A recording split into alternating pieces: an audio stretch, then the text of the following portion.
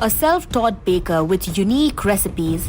For me as a digital content creator, the idea is to always keep experimenting and do a different recipe every single day. After authoring cookbooks, he's now taking on the digital platforms. What is in your control is to actually be consistent, and that I think is the recipe for success. So don't get affected by the revenue that is coming in. NewsX influencer A-list proudly recognizes Shivesh Bhatia for influence in food blogging. Hello and welcome. You're joining us on NewsX Influencer A-List. With us today is Shivesh Bhatia. He alone is responsible for those hunger pangs that we get in the middle of the night when we watch his food videos. Shivesh, thank you so much for being with us on NewsX and a very warm welcome. Thank you so much. Thank you for having me. So Shivesh, you do digital content creation. You're teaching people on the internet how to bake. Why not just start a shop? Why not just start a bakery and start selling those products? Why go through the entire journey of starting a channel and striving for that, striving for digital success? Yeah. So I actually had never planned this to happen. So my goal was to always, hopefully have a bakery of my own. When I was in college, I thought that I'll graduate and I'll go off to Paris to a pastry school and study pastry. That was the idea. But the more that I started researching about how running a bakery works, I kind of realized that that would entail me being in the kitchen for a large part of my day. But what being a digital content creator really helps me do is actually enjoy a lot of different aspects that I like doing, which could be baking, which is writing, it's meeting people, teaching people, hosting workshops, traveling, doing my styling, my photography. So I feel like as a combination of all these things that I so much like doing, I just kind of thought that it works out as a better option for me. Of course, I have not really let go of my dream of having a bakery. So, somewhere in the future, I do see that happening as well. Once, everything in terms of digital content is on track. So that's the plan. But for now, I'm happy being a content creator. Okay, very interesting. That you said that a lot would have gone into building a bakery, and a lot of time, in fact, a lot of effort, a lot of people involved. Tell me, how different is it to be creating content online versus, let's say, if you have to start your own bakery tomorrow? So I think just the entire business model changes completely, because when you're working on a digital platform, you don't really have headovers like packaging and transporting and not so much of ingredient cost.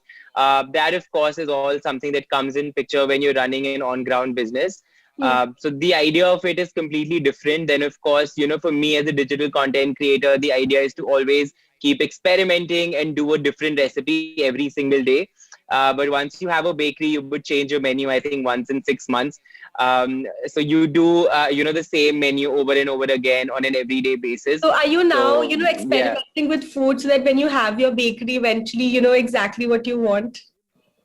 So I think I don't think of it in those terms, honestly. When I create content, I think of what is something which is, in season right now, what is something that people could be searching for right now. A lot of it, of course, comes from the things that I want to share with my audience, but it's also the other way around, where I take in a lot of feedback. I study insights and analytics and see exactly what the people actually want to consume. So that is where my content strategy comes from. Very interesting. I actually want to pick your brains in your content strategy. You said that you see a lot of analytics and, go by that. Correct.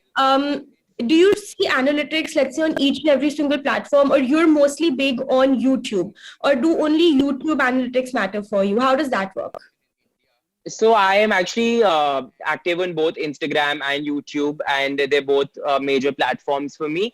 And when I say analytics, I mean understanding the audience. For example, before I actually started creating content for Instagram and YouTube, I had never baked an eggless cake in my life, right? Because we were always growing up, we'd always eaten cakes with eggs.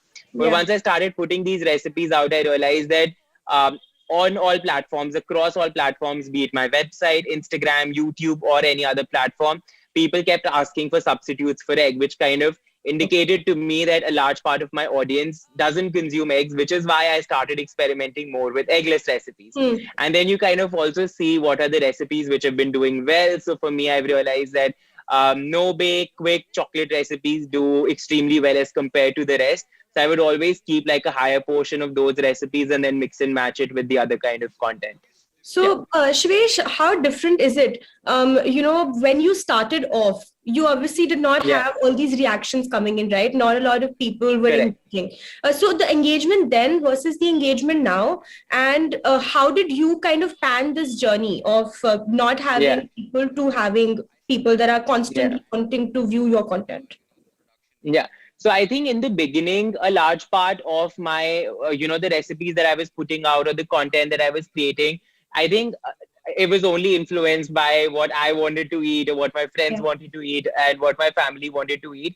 And it took me some time to kind of realize that at the end of the day, I need to also create content which appeals to a larger amount of people. So I Hmm. can't only work with the fancy ingredients that, maybe I have access to in Delhi. I also need to realize that it's the internet. I have people from tier 2, tier 3 cities also consuming my content. And, being on these social media platforms have actually given me the opportunity to also be able to connect with them, which is why I kind of started, taking into account all of these factors. And of course, I feel like I've been extremely lucky, and I'm also very grateful for the fact how the engagement over the years has increased, and that really just keeps you going. I think feedback for a How many content creator is years? very important. How many years did it take you, Shresh, to pan your journey from a humble number of followers to now more than 5 lakh, almost 6 lakh followers Yeah, on yeah. YouTube? I think it's an ongoing journey. I Hmm. remember I was extremely excited when I hit 100 followers on Instagram, and then you reach a 10K, you reach 100K, and now I'm looking forward to hitting a million. So I think, it's an ongoing journey. If you start looking at numbers, it never really ends. Hmm. But I've been actively creating content on Instagram for about 5 to 6 years now. And for me, it's been about a couple of years on YouTube. So 2 years there versus 5 to 6 years on Instagram. Okay, all right. And when we talk about, the kind of revenue, how long did it Yeah. take you to start earning full time from this, And was it easy to explain to people Yeah. around you that you were going to do this as a full time profession? So luckily, I think I was very lucky with the timings because I started on social media and creating content when I was still in college.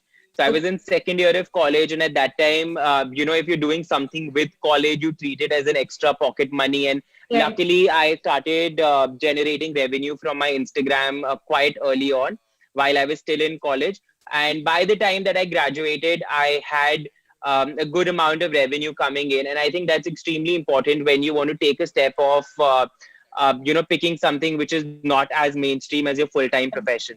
So Yeah. by the time that I graduated and I had to take the decision of what I want to pursue as a profession, I luckily had both my passion and a good amount of revenue coming in to be able to support my decision and to also justify it to myself and to my family as well. So I remember I'd given it a year and I thought that we'll see how it goes. And touch wood, it's only been uphill. So yeah, but I remember it was slightly difficult for a lot of people to understand exactly what I was doing. Something as basic. I remember when I would travel, the immigration officer would ask me what I do, and it would just take me 15 minutes to kind of try and get him to understand what I do. And I would look back and see a long line of people waiting, thinking, why is this guy taking so much time? Yeah. But I think now that we are moving towards a time where a lot of people actually understand the digital medium and also look at content creation as a full-time profession that could actually, be something real. So I think it's getting simpler and easier. Okay. Before we let you go, Shivesh, I have one last Yeah. question from you. What is the recipe for success according to you? Is it getting that blue tick? Is it viewers? Is it the kind of revenue that you are generating? What is the recipe for success for you? So I think both revenue and numbers are things which are not in your control. Like a lot of it will keep coming and keep going. There's never like a straight graph line for that. But Hmm. I think what is in your control is to actually be consistent, and that I think is the recipe for success. So don't get affected by the revenue that is coming in or the number of people who are viewing your recipes or your content. Just keep putting it out there, and I think that's what really helped me make a mark for myself.